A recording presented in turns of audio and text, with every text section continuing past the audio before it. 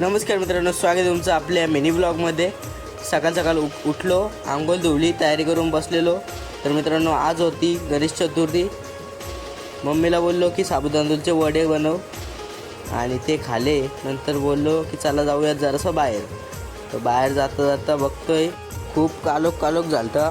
नंतर ह्यो आपला बॉडीगार्ड बघा, बॉडीगार्डला हेल्मेट पण घालून ठेवले। नंतर बॉडीगार्डला बाय करून गेलो मी, घेतली पातेला आणि घेतला त्यात पाणी।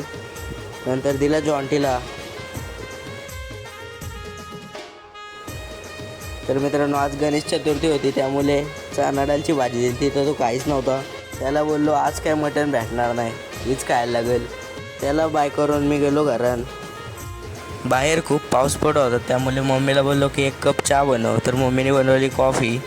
ती कॉफी प्यायला बसत होतो तर आठवला की ब्लॉग बनवायचा होता।